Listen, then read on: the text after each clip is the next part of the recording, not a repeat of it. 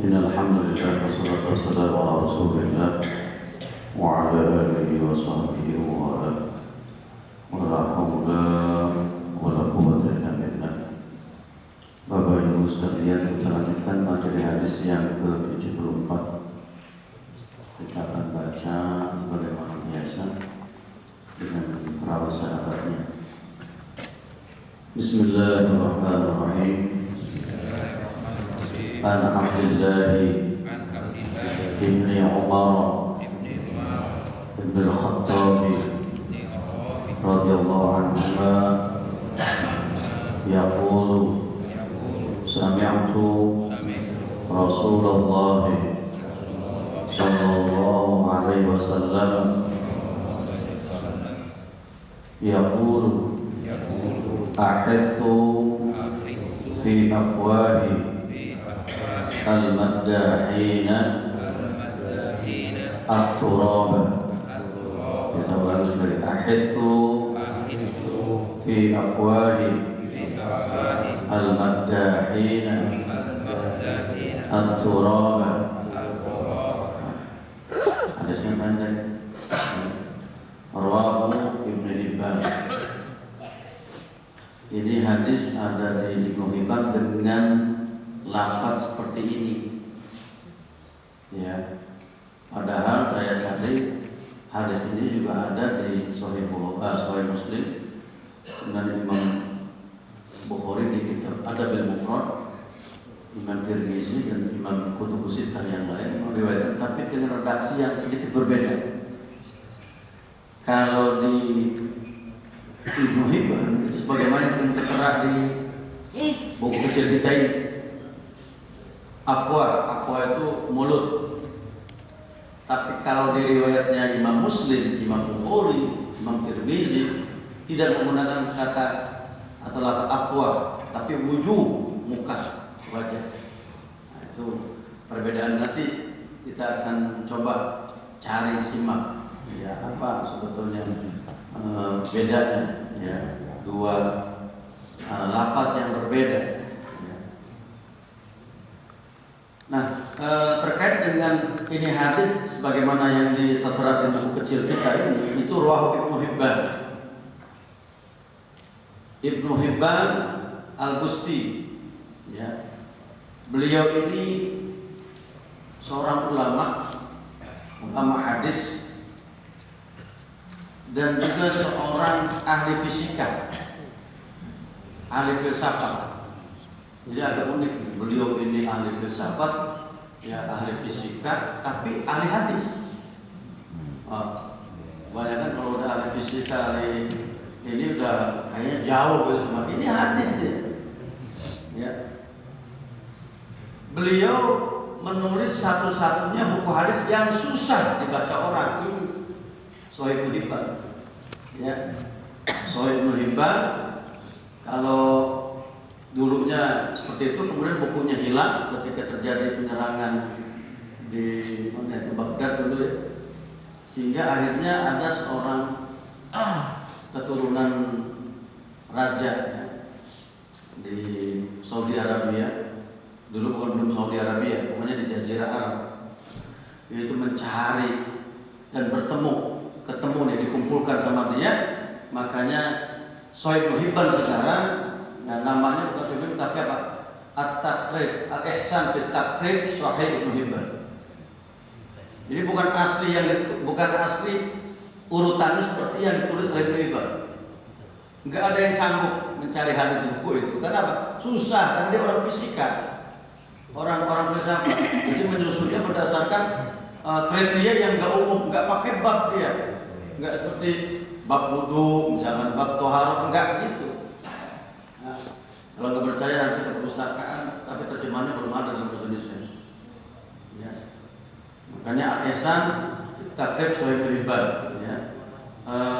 Ihsan itu ya kebaikan yang diterjemahkan dalam menyusun kembali Sahih Ibnu Hibban. Kalau disusun kembali itu udah berdasarkan bab-bab fikih dan bab-bab yang sebagaimana diketahui. Pertanyaannya adalah kenapa Sahih Ibnu Hibban tidak masuk dalam Kutubus Sittah? Gitu. Kutubus Sittah itu yang 6 itu meskipun penamaan Kutubus Sittah kitab 6, kitab 9, Tis'ah itu sebetulnya ijtihad ulama hadis kan gitu. Ya. Pertama kita ketahui Sahih Bukhari, kedua Sahih Muslim, ketiga Sunan Abi Daud, keempat Sunan Tirmizi, kelima Sunan Nasai, keenam adalah Sunan Ibnu Majah.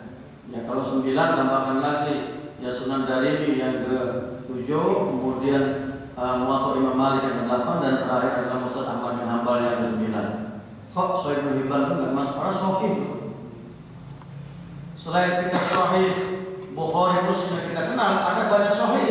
Ada lagi Sahih Ibnu Huzaimah, ada lagi Sahih Ibnu Hibban. Nah ternyata kenapa para ulama tidak memasukkan ke rentang yang kitab 9 atau kitab 6? Karena setelah diteliti ya, dari sisi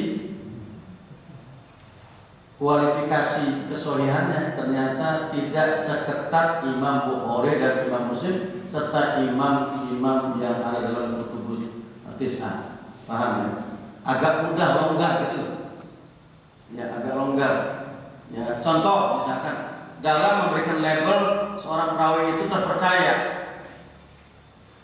Apabila ada satu perawi dalam Musnad Ibnu Hibban itu punya murid 2, itu sudah dianggap terpercaya. Padahal enggak begitu mestinya.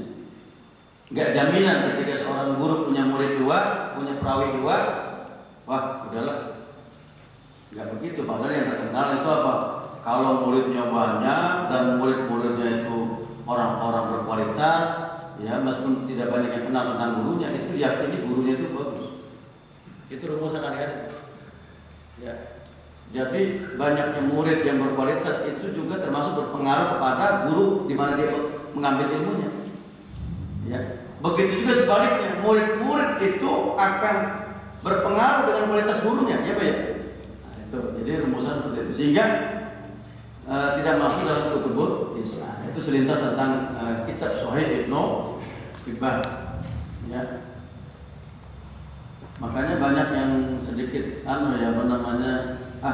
Hibban ini Sahih, perlu dicari lagi padahal sebetulnya ijtihadnya itu seperti itu.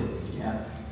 Tidak semuanya kita anggap berlebihan dalam mensahihkan, tapi ada sebagian yang dianggap oleh para ulama terlalu longgar, dia mentasbihkan hadis.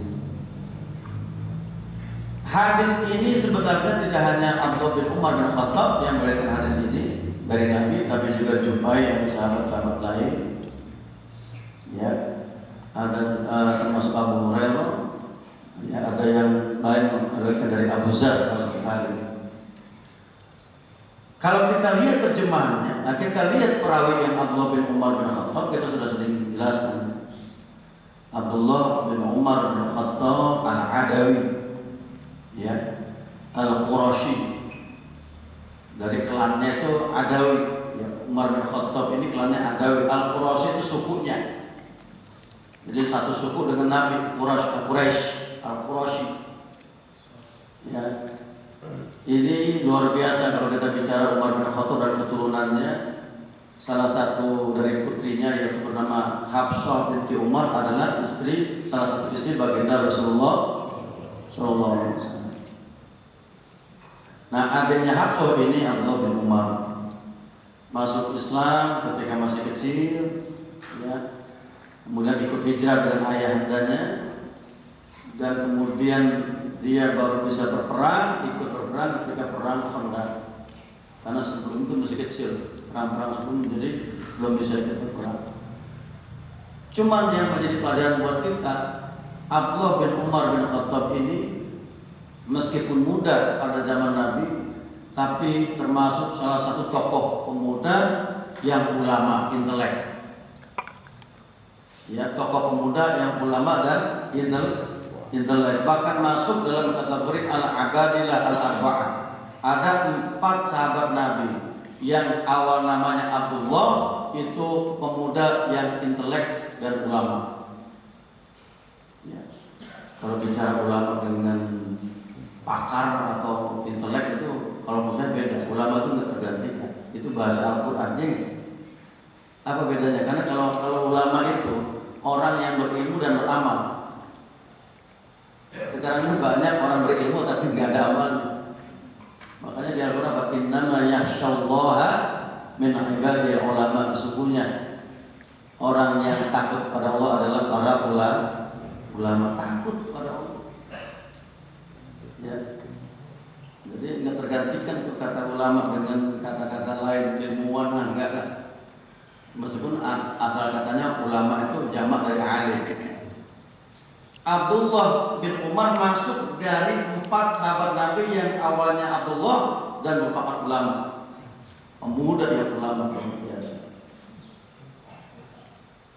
Pertanyaannya kok bisa Pak Ustaz ini anak yang siapa aja 4 orang itu, yaitu Abdullah bin Zubair, ponakannya Aisyah, putra dari Zubair bin Awam. Kemudian ada lagi Abdullah bin Abbas, itu sepupunya Nabi, putra dari pamannya yaitu Abbas. Ada lagi Abdullah bin Amr bin As, ya, putra dari Amr bin As, sudah kita jelaskan juga pada kesempatan sebelum-sebelumnya. Dan ini ada Abdullah bin Umar bin Khattab, luar biasa. Kenapa kok mereka bisa seperti demikian? Karena orang tuanya, pendidikan dari orang tuanya. Jadi tidak salah kalau orang mengatakan anak itu cerminan orang tuanya. Karena perilaku orang tuanya di rumah itu direkam langsung oleh anaknya. Ya baik. Nggak percaya silakan. Anak itu lebih banyak merekam perilaku kita. Ya, perilaku kita. Ya, makanya dalam ilmu pendidikan ada namanya daurul muhakkat. Daurul muhakkat itu adalah kemampuan anak merekam, mengikuti apa yang dikerjakan oleh bapak ibunya di rumah tanpa disuruh. Nggak percaya silakan. Ada kebiasaan Anda yang nular kepada anaknya Pak ya? Ada. Contohnya suka makan sesuatu, itu dia ikut suka juga ke anak. Ya, benar. Kalau bapaknya senang main Pokemon, anaknya juga senang Pokemon. Jangan semarang. Ya. Ya kalau bapaknya senang Pokemon, anaknya bapak lagi main seru bener nih. Kalau bapaknya senang main PS, anaknya pasti suka main PS. Meskipun ada juga bapak yang nggak suka PS karena memang gaptek, anaknya bisa. Nah itu wajar. Iyalah, orang tua dulu kan ini kan. Ya ini seperti itu. Jadi pendidikan itu berawal dari rumah. Makanya para sahabat Nabi dulu itu anak-anak mereka menjadi anak-anak yang berkualitas karena diawali dari keluarga yang berkualitas. Hati-hati Pak. Ya kita ini kadang-kadang menggampangkan, ya bukan hanya ngomong ke bapak ibu semua, termasuk saya. Kita ini kadang-kadang nggak teliti, kan? Termasuk cara kita berpakaian, cara kita berpenampilan itu akan direkam oleh anak kita. Ya semuanya. Ya. Baik. Nah Abdullah bin Umar bin Khattab ketika terjadi, karena begitu soleh terjadi peperangan antara Ali dan Muawiyah setelah Nabi meninggal, ini Abdullah bin Umar bin Khattab tidak memihak pada siapa, enggak. Kemudian ketika ditanya, kenapa kamu tidak memihak? Arja'na al-umur ila Allah Ta'ala. Semuanya kami serahkan masalah politik ini kepada Allah. Saya enggak memihak. Saya enggak memihak. Itu Abdullah bin Umar bin Khattab. Nabi pernah memujinya kepada istrinya nama Hafsah, itu kakaknya Abdullah bin Umar. Nikmal abdus saleh akhuk. Betapa beruntungnya seorang hamba Allah yang saleh, itu adikmu. Kenapa? Karena setiap malam sholat tahajud. Di antara fatwa yang terkenal yang pernah saya baca itu apa? Beliau mengharamkan orang menyium Hajar Aswad nyakitin orang. Itu Abdullah bin Umar. Saking hati-hatinya. Orang nyium Hajar Aswad kan lomba-lomba nyikut sana, itu nggak boleh. Karena hukumnya nggak dapat apa-apa, nggak dapat pahala, malah dosa. Nyakitin orang itu dilarang, sedangkan nyium Hajar Aswad sunnah. Nah ini kadang-kadang orang, mohon maaf, kadang-kadang ini mau bentar lagi haji. Banyak jamaah kita tuh yang salah persepsi. Pokoknya kalau nggak nyium Hajar Aswad nggak sah haji saya. Wah, pokoknya sadak suruh sana sih. Iya. Sampai meskipun mengorbankan nyawa, mohon maaf, pernah kejadian orang keinjek-injek gara-gara ini macam-macam. Saya ada yang berkali-kali, itu baru sekali Pak, itu nggak kita suat. Dulu waktu tahun 90-an saya umroh, ya habis sholat Id sengaja kata kawan saya, kalau kawan saya dengar kalau habis sholat Id itu kosong Ka'bah. Bener, saya sholat paling depan. Setelah saya sholat Idul Fitri, bubar orang, nggak ada orang. Wah udah, puas bener kita masukin, pegang. Udah habis itu nggak mau lagi saya. Apa yang mau saya cium di situ? Iya, lo iya udah tahu dalamnya apa. Iya kan? Udahlah cukup sekali aja. Makanya kata Umar bin Khattab ketika nyium Hajar Aswad, innaka hajar. Ngomong begitu Umar, bukan orang gila, bukan. Dia ngomong supaya didengar orang. Innaka hajar, ya. La tadurru wa la tanfa. Kamu itu cuma batu, Hajar Aswad.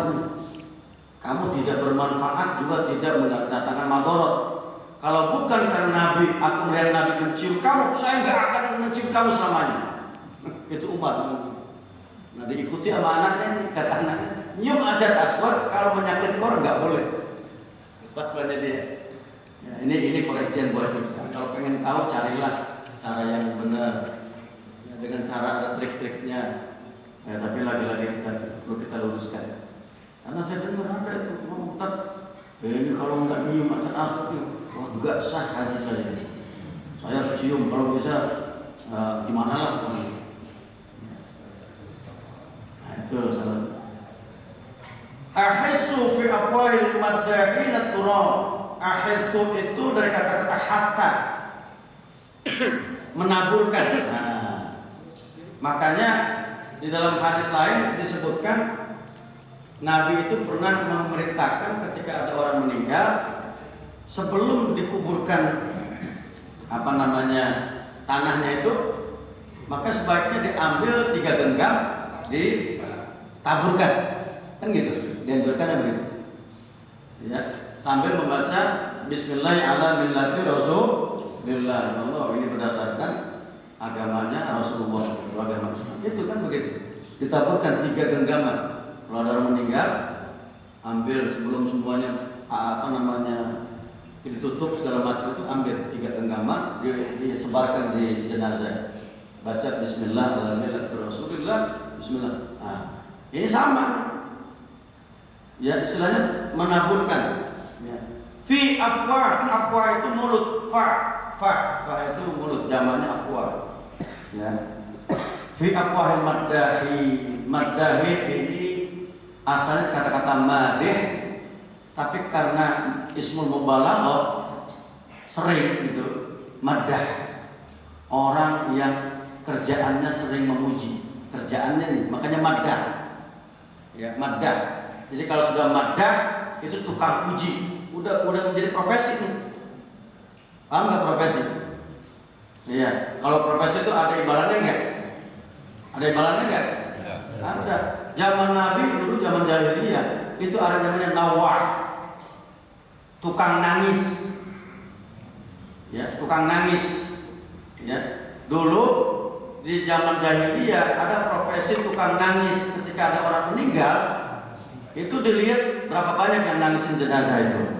Semakin banyak yang nangisin, berarti orang ini bagus. Makanya disewa. Kamu datang besok yang nangis. Ada orang yang mau meninggal, dibayarin. Makanya dilarang oleh Nabi. Ya, nggak boleh niyaha. Niyaha itu maksudnya nangis terseduh-seduh. Loh, bukan nggak boleh nangis sedih kita dengan ngelihat ada orang yang kita cintai meninggal. Bukan, tapi zaman Nabi dulu ada orang profesinya memang tukang nangis, dibayar. Ini hati-hati tukang ngaji nih. Saya kasih garis bawah, hati-hati tukang ngaji pakai tarif. Loh, enggak, serius ini. Serius, saya ngomong ini. Di kampung saya dulu ketika ayah saya meninggal itu ada tradisi baca di kuburan, atap ya. Kamu nggak usah minta tarif. Kalau dikasih terima. Jangan, ini mau baca semalamnya 2 juz atau 3 juz. Kok? Kenapa? Ya udah, kalau 1 juz sekian. baju sekian. Nggak boleh kayak gitu. Tukang ngaji namanya, bukan guru ngaji. Tukang ngaji itu belum tentu bacaan yang dibaca kepada ditujukan kepada jenazah itu sampai, belum tentu orang dibayar. Lagi pakai tarik itu. Saya koreksi aja, mohon maaf, terserah mau yang tersinggung enggak, bodo amat. Loh, ini saya sampaikan aja. Sama dengan orang tukang nangis ini, dibayar. Ya, kalau sekedar istilahnya dikasih aja ya terima kasih lah. Orang timur itu, orang yang berbudaya, ketika ada orang berbuat kebaikan sama dia, itu pengennya kan membalasnya enggak? Enggak usah diomong kalau itu mah. Tapi kalau udah masang tarik, ayo, enggak usah ngambil tukang ngaji pakai tarik gitu, masang tarik. Tarik aja yang memang tolong sih bantu saya. Ya, karena tadi ini masih ada, bukan hanya di kampung saya, mudah-mudahan di sini nggak ada kayak gitu. Di kampung saya masih ada, makanya saya ngomongin. Ya. Al-maddahin yaitu orang yang tukang memuji. Ya. Ahissu fi afwal maddahin turab. Ya, taburkanlah debu. Ya, turab itu debu di mulutnya orang-orang yang suka tukang memuji. Jadi ini di satu riwayat ini begini, afwar menggunakan mulut. Nah ini perlu dipahami. Apakah pertanyaannya memuji orang yang berbuat baik itu boleh atau tidak? Kalau melihat ada sini, sebetulnya memuji orang yang berbuat baik, ya, kalau yang memujinya itu tidak ada maksud apa-apa, maksudnya ikhlas, kenyataan dan tidak berlebih, boleh.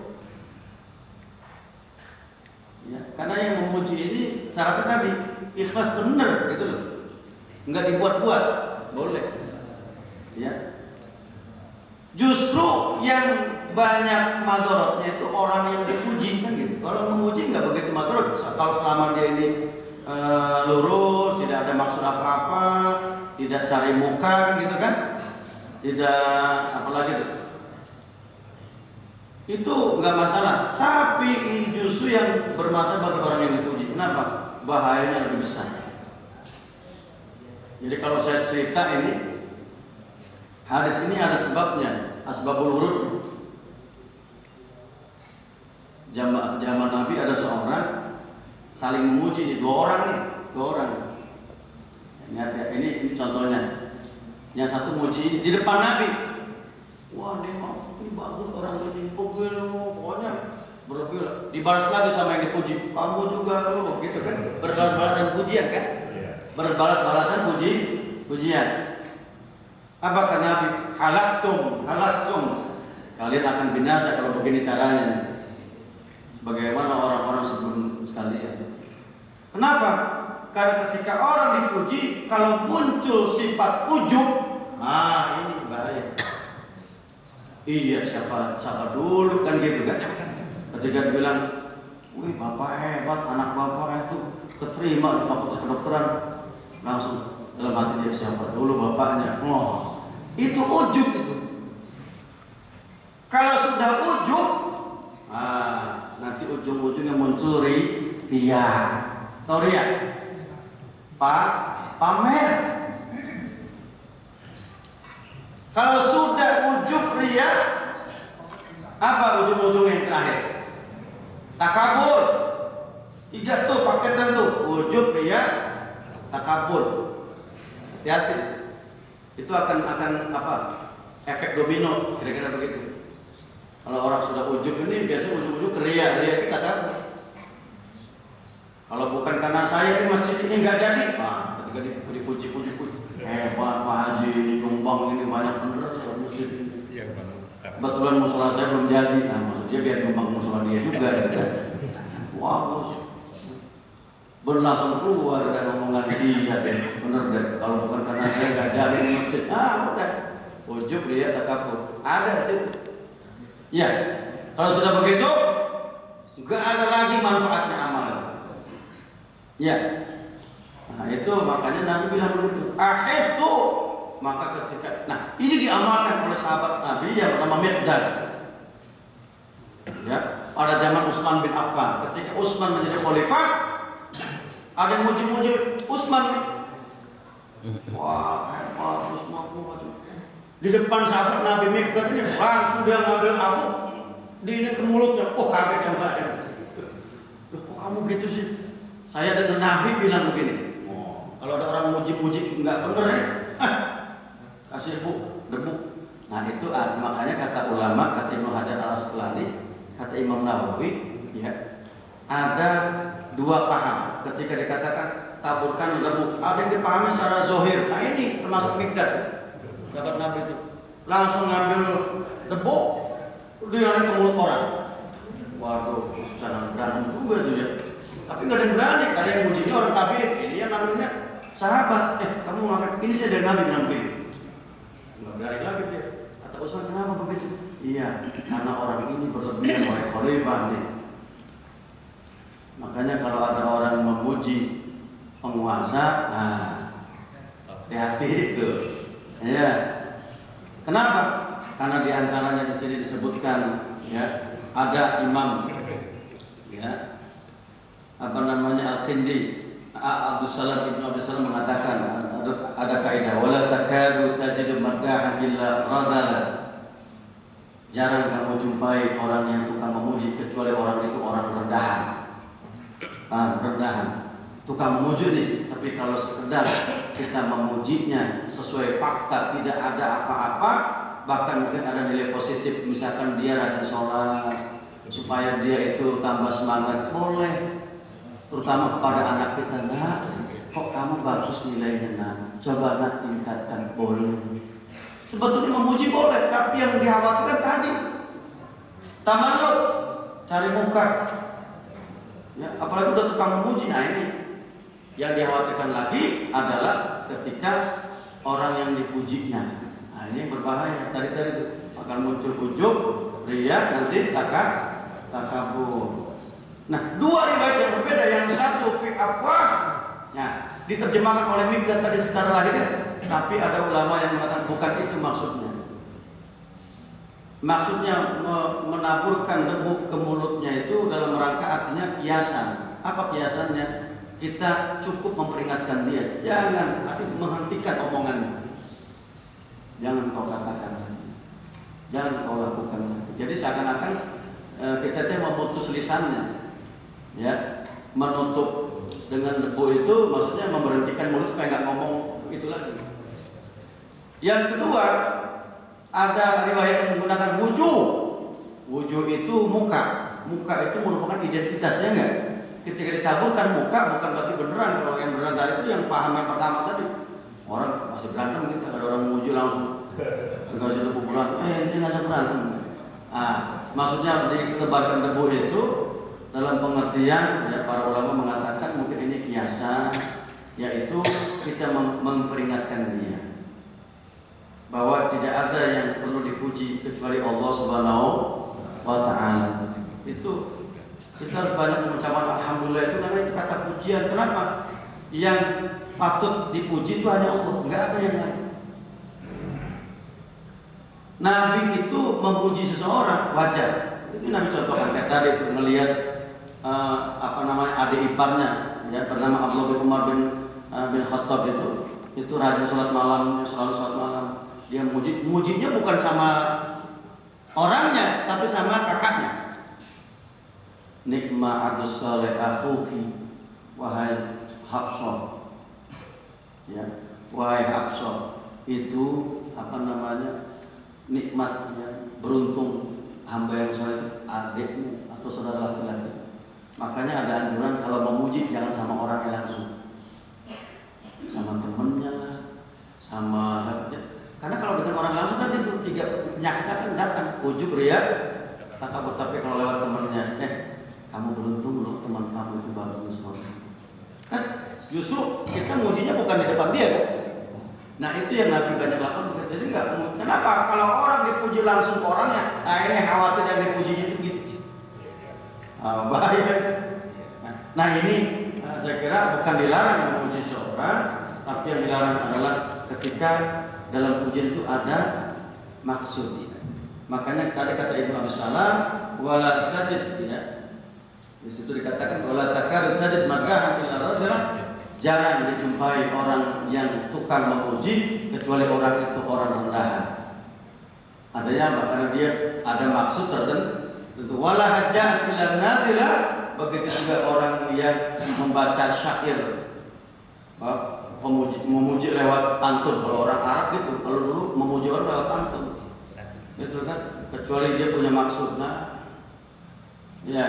Nah ini saya kira hadis yang ke-74, ya, dan hadis ini hadis sahih, ya, dijumpai dalam Sahih Muslim, ya, dan kata banyak ulama mengatakan hadis ini hadis sahih. Jadi hadis ini menjadi panduan kita, ya.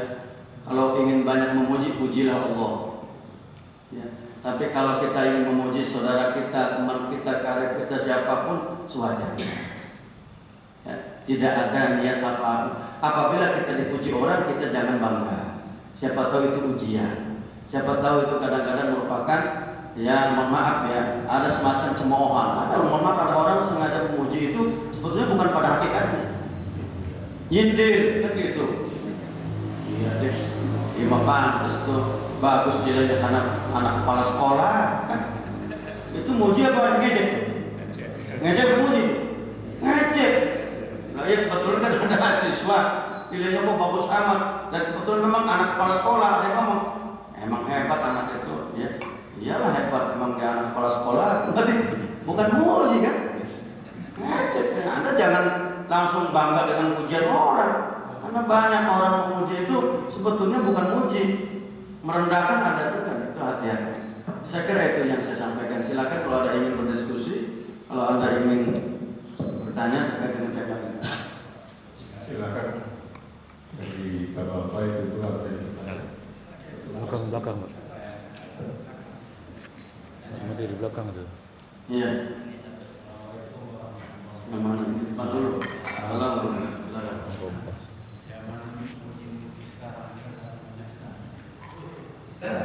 Bentar lagi ada pilihan pilkada. oh pilkada. Ini kerjaan tim sukses ini kan menguji orang yang jago kan ya. Nah gitu. Nah ini bagaimana yang mana yang salah, yang menguji yang salah atau yang menguji yang salah? Saya kira perlu penjelasan juga. Terima kasih. Baik, begini. Ya, ini kan zaman sekarang, tim sukses. Pertanyaan saya, tim sukses ada nggak zaman mana? Ada nggak zaman ketika pemilihan politik? Ada. Jangan salah. Cuma sesuai fakta, bukan pencitraan. Bukan. Ketika terjadi Nabi meninggal, itu kan kumpul tuh, ya, di Bani Saqifah itu. Jadi ada beberapa utusan dari Muhajirin dan Ansor. Masing-masing, mohon maaf, ada penengahnya. Ada yang bilang, udah kalau itu dari Ansor saja, udah dari Muhajirin, kan gitu. Masing-masing menyebutkan kelebihannya. Akhirnya ada yang bilang, nggak usah kita bicara Ansor dan Muhajirin. Kita lihat siapa yang paling awal mendukung perjuangan Nabi. Ketemulah Abu Bakar. Tuh. Kenapa? Dia itu yang pertama, termasuk orang yang pertama mendukung perjuangan Nabi. Kemudian dia sangat dekat dengan Nabi, dan dia itu sering ditunjuk oleh Nabi mewakili Nabi, termasuk dalam sholat aja pernah disunat. Gitu. Jadi nggak usah ngomong masalah ini saya Ansor, ini saya Muhammad, nggak usah. Tapi terjadi itu, terjadi pada saat itu. Nah, tim sukses kalau memang, mohon maaf, ini bicara politik.